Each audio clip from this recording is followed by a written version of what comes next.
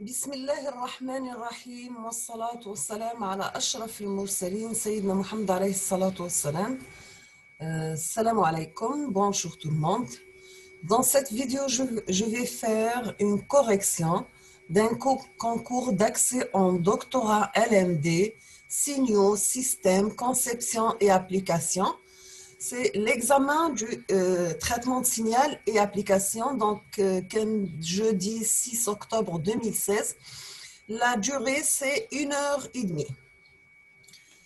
Alors, un exercice numéro 1 sur 7 points. Donc, soit un système linéaire invariant dans le temps, le SLIT, discret, a une réponse impulsionnelle H de n qui est représenté par la figure numéro 1. Donc, nous avons H de 1 égale à 2, H de 2 égale à moins 1, H de 3 égale à 1, H de 4 égale à 0, H de 5 égale à 0, H de moins 1 égale à 1, H de moins 2 c'est 0, H de moins 3 c'est 0. On vous demande de déterminer la sortie du système si l'entrée est x de n égale la différence de deux échelons décalés en avance. Donc, c'est u de n plus 1 moins u de n moins 3. Sachant que u de n, c'est la fonction échelon unité ou bien Heaviside. Deuxièmement, on vous demande de trouver la réponse y de n du filtre ci-dessous. Donc, c'est la figure numéro 2 pour une entrée x de n égale à u de n moins 3, sachant que u de n, c'est la fonction échelon unité. Donc, là, on va نكتبوا l'équation à l'état. Donc, on a y de n, عبارة عن x de n plus 2 fois y de n moins 1. Troisièmement, on vous demande de trouver la réponse impulsionnelle h de n d'un filtre ayant la fonction de transfert suivante. F de z, c'est l'équivalent qu'on a tout comme h de z, d'accord? Ou le h de z, c'est bien la sortie sur l'entrée. Ça sera y de z sur x de z. Donc, nous avons la fonction de transfert de ce filtre. Alors, on va h de z, une grande h de z, c'est par rapport à h de n. Donc, c'est 1 plus z moins 1 plus z moins 3 sur le produit de 1 moins z moins 1 fois 1 moins 0,5 z moins 1. C'est clair? Nous avons un deuxième exercice sur 7 points. Soit le signal x de t égale à exponentielle moins at par u de t. A, c'est une constante positive. U de t, c'est l'échelon unité. On vous demande de calculer sa transformée de Fourier, la TF de x de f. L'exercice est déjà sur la chaîne, d'accord? Donc, déjà, une vidéo. Quelle est la transformée de Fourier de x de moins t? Kif kif, j'ai fait la correction de cet exercice dans une série de 2 TD. En déduire la transformée de Fourier y de f de y de t qui est égale à x en valeur absolue de t. Quatrièmement, quelle propriété possède y de f? Cinquièmement, on vous demande de déduire la transformée du Fourier du signal z de t qui est égal à x en valeur absolue de t multiplié par cosinus de pi f0t. Avec f0, c'est une grande valeur par rapport à la bande passante de y de t. C'est pour ça que je me base sur les cours plus que les exercices. Parce que tu comprends le cours, tu peux dire n'importe quel exercice. Mais si vous ne maîtrisez pas bien le cours, vous ne pouvez pas faire les exercices, d'accord? Donc, de préférence, il faut maîtriser ou le moindre détail le cours. Après, vous passez la phase dans les exercices. ou lorsque vous faites beaucoup d'exercices, vous allez savoir est-ce que vous avez tout compris ou non. On passe l'exercice numéro 3 sur 6 points. Nous avons que les questions 1 et 2 sont indépendantes. C'est-à-dire que la deuxième question ou la première quand vous voulez. Soit un système ou bien un filtre linéaire invariant dans le temps, LIT, linéaire invariant dans le temps. On appelle réponse impulsionnelle, notée H de T, la réponse de ce système à l'application d'une impulsion de Dirac. Donc l'entrée est Dirac de T et la sortie c'est H de T. Ça, c'est un système linéaire et réponse à une impulsion. On vous demande la première question.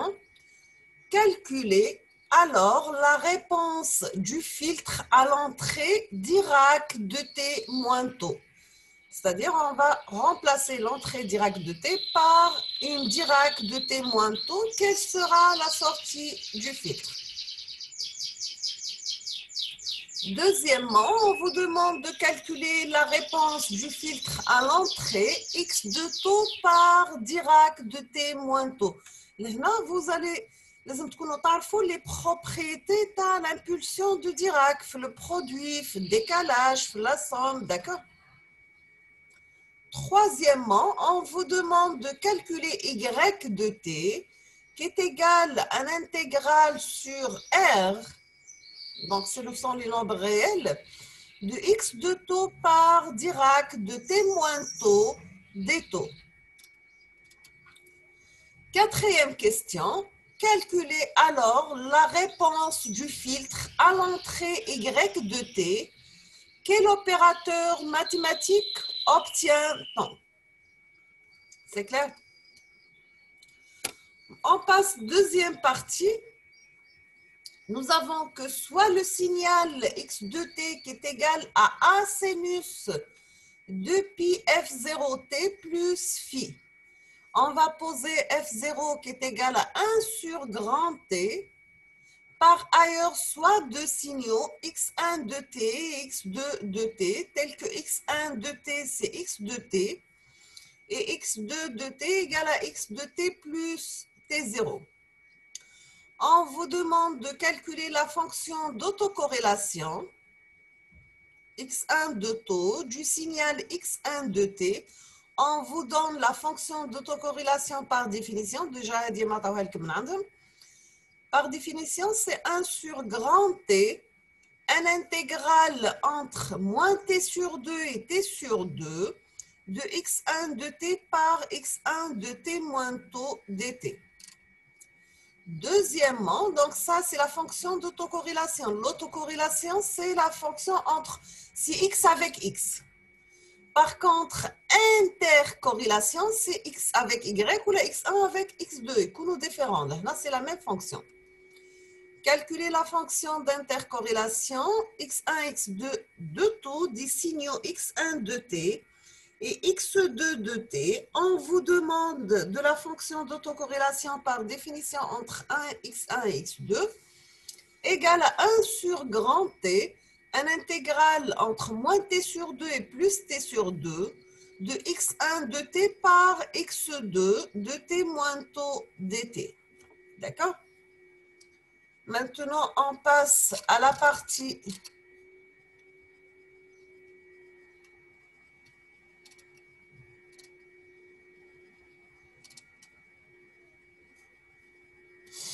correction. Donc, c'est la correction de l'épreuve. Donc, nous avons que l'exercice numéro 1, c'est une correction rapide, d'accord? Mais c'est une correction détaillée. Nous avons pour un système linéaire invariant dans le temps discret à une réponse impulsionnelle H de n représentée par la figure suivante. Déterminer la sortie Y de n qui compte l'entrée X de n est la différence de deux échelons U de n plus 1 moins U de n moins 3, sachant que la fonction échelon U de n c'est la fonction échelon de Heaviside. Nous avons h de moins n, c'est-à-dire au lieu d'avoir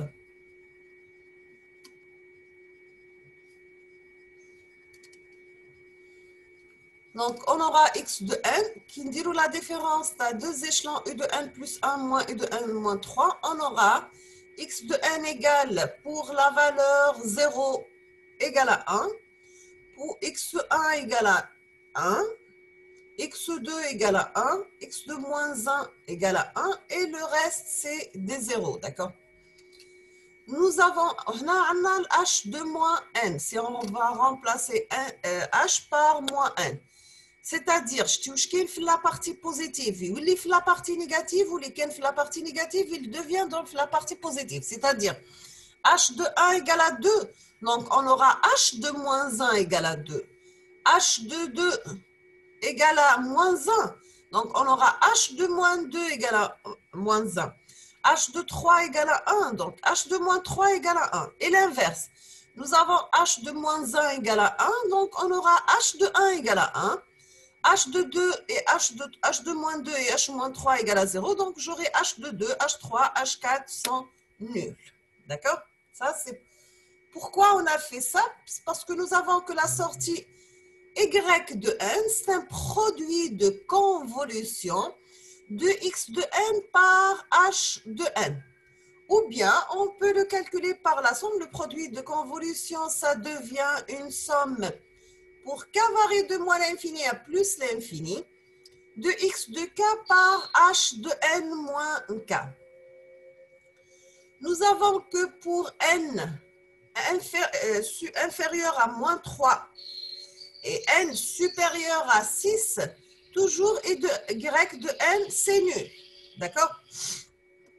Parce que nous avons le x de n ou le h de n sont nuls. Donc, après, si on va calculer les produits des deux, on aura que pour y de moins 2, c'est 1. Pour y de moins 1, c'est 1. Y de 0, c'est 3. Y de 1, c'est 2. Y de 2, c'est 2. Y de 3, 2. Y4, 0. Y5 égale à 1. Donc, on aura une réponse impulsionnelle. On va la représenter sous cette forme. Surtout la représentation, vous aurez des points pour la représentation, des points pour la formule générale et des points pour l'application. Deuxièmement, on vous demande de trouver la réponse y de n du filtre ci-dessous pour x de n égale à u de n moins 3. Là, si on va sortir la fonction y de n, c'est x de n plus 2 fois y de n moins 1, qui a pour transformer en z, y de z égale à x de z plus 2 sur une constante, n-1 c'est un retard z-1, y de z. Donc, je vais sortir y de z, donc ça sera, c'est x de z divisé par 1 sur 1 moins 2z-1. Ça, c'est x de z, ça, c'est h de z, d'accord? Parce que toujours, h de z, c'est la sortie y de z divisé par x de z. Maintenant, si nous avons x de n égale à u de n moins 3, et là, pour transformer en z, x de z égale la tz de u de n moins 3. Donc, c'est z moins 3, la transformer en z à l'échelon, il y a 1 sur 1 moins z moins 1. Donc, j'aurai comme transformer en z de u de n moins 3, c'est z moins 3 sur 1 moins 0, z moins 1, pardon. Et vous avez votre 0,5. On va remplacer par y de z qui est égal à x de z fois h de z. Donc, c'est z de la puissance moins 3 sur 1 moins z moins 1 fois 1 sur 1 moins 2z moins 1. Donc, est égal, on peut la mettre sous la forme هبطوا z moins 3 لتحت. نقدروا نديروها نضربوا كل في z باش نحيو الموان هذا. Donc, نقدر نديروها من la forme 1 sur z fois z moins 1 fois z moins 2. D'accord?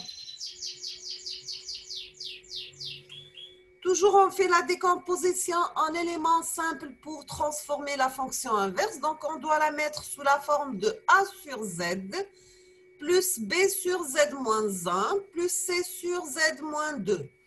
Donc, pour A qui est égal à 1 sur Z moins 1, Z moins 2, on va remplacer Z par 0. Donc, on aura égal à 1 demi. B qui est égal à 1 sur Z fois Z moins 2 et on va remplacer Z par 1. On aura moins 1. Le C qui est égal à 1 sur Z fois Z moins 1, on va remplacer Z par 2. Donc, on aura égal à 1 demi. Donc, on peut mettre Y de Z sous la forme de 1 demi 1 sur 2Z moins 1 sur Z moins 1 plus 1 sur 2Z moins 2 qui est égal, la forme de Z moins 1, je dis la transformation en Z inverse facile, parce que Z moins 1 pour moi c'est un décalage. Donc j'aurai Z moins 1 sur 2, moins Z moins 1 sur 1 moins Z moins 1, plus Z moins 1 sur 2 fois 1 moins 2 Z moins 1. Donc, on aura que Y de N, c'est la transformée en Z inverse de Y de Z est égal à Z moins 1 sur 2, c'est 1 demi Dirac de N moins 1.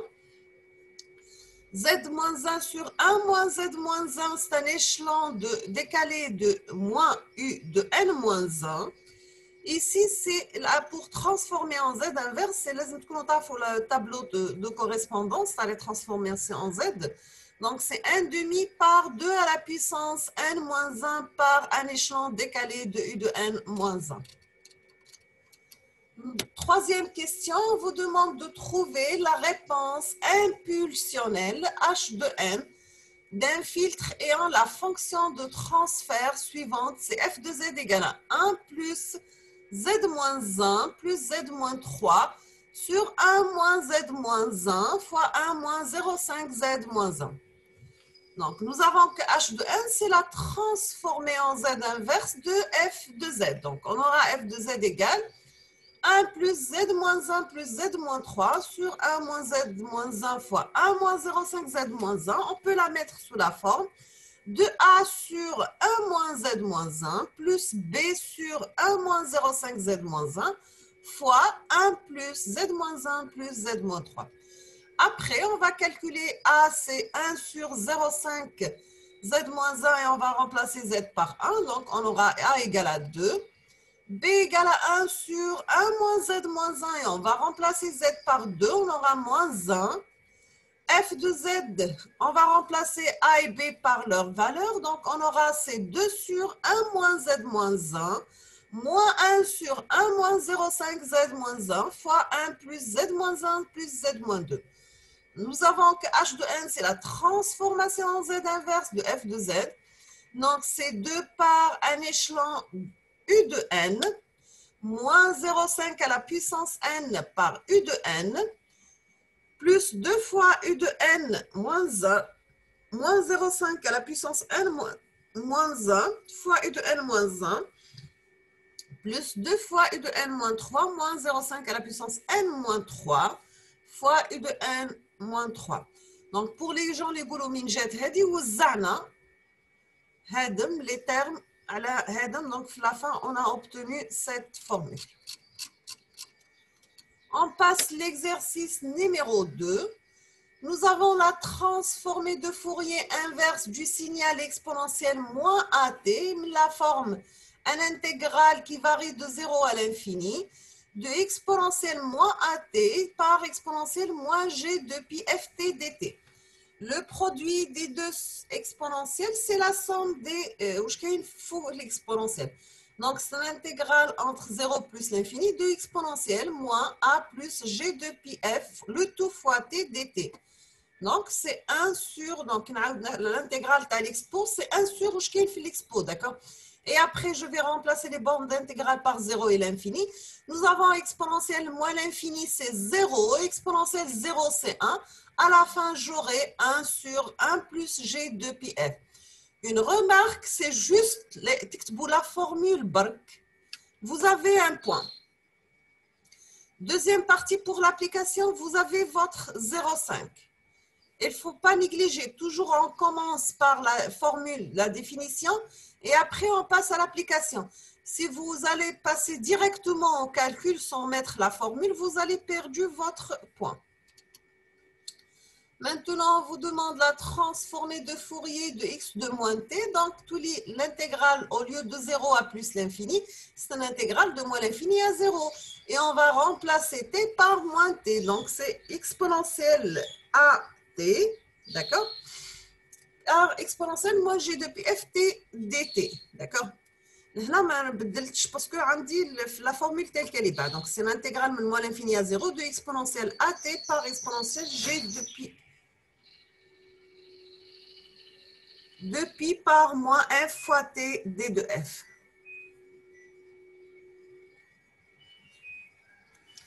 Donc, j'aurais que la transformer en Fourier de x de moins t, c'est grand x de moins f, c'est le conjugué de x de f. C'est quoi le conjugué? On va mettre la partie réelle telle qu'elle est et on inverse le signe de la partie imaginaire et vous avez votre 0,5 points. Quatrième question, vous avez y de t qui est égal à x de moins t plus x de t. Donc, c'est x de t en valeur absolue. Parce que la valeur absolue de t est égale à moins t pour t négatif, égale à plus t pour t négatif. Donc, on n'aura que y de f. La somme Fourier, ça reste la même. X de moins t, c'est x conjugué de f. X de t, c'est x de f.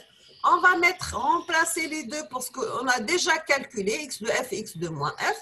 Et on fait la simplification.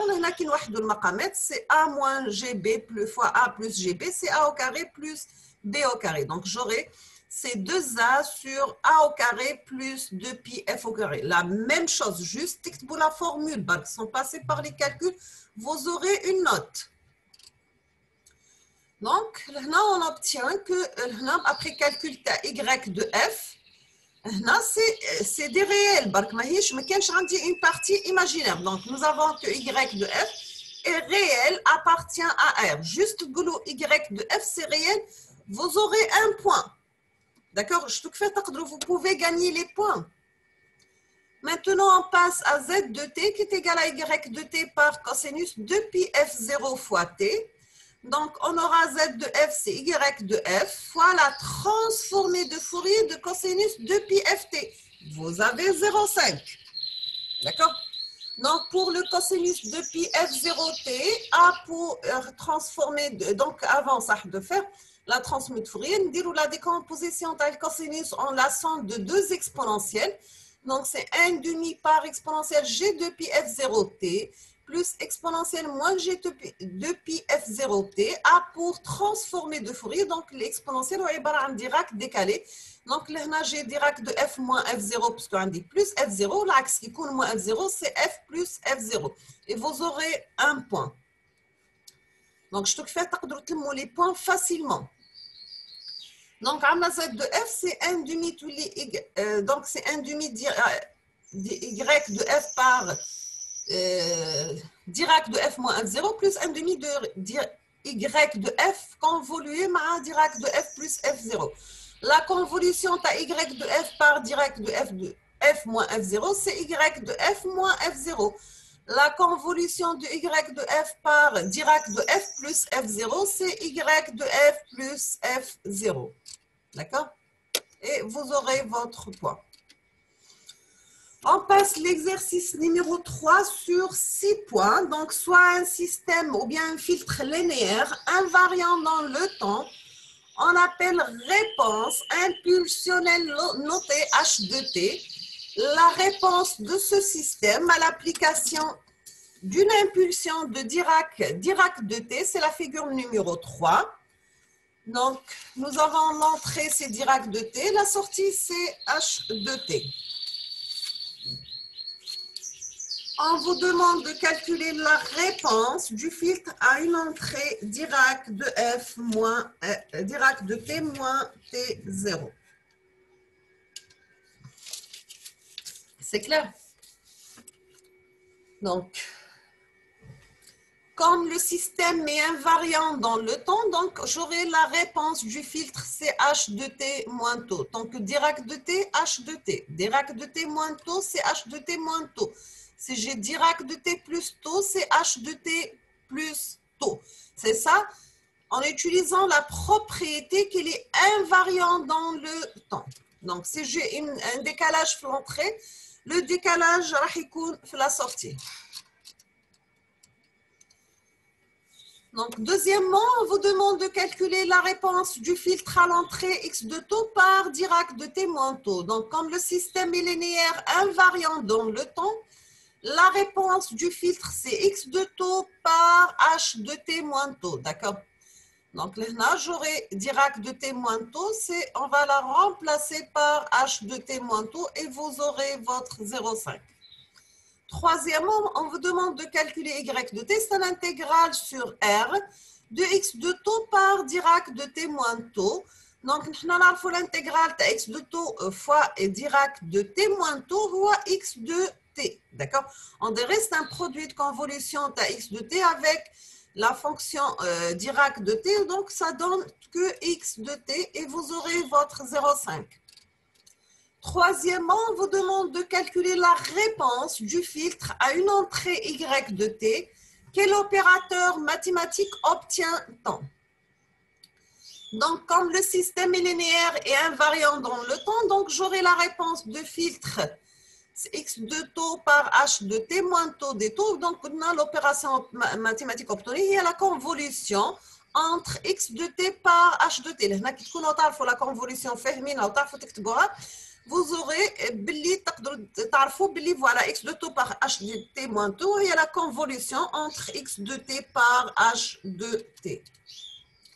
Deuxième partie de l'exercice, vous avez x1 de t égale à 1 sinus de pi f0t plus phi, f0 égale à 1 sur grand t, x de 2 égale à x de t plus t0.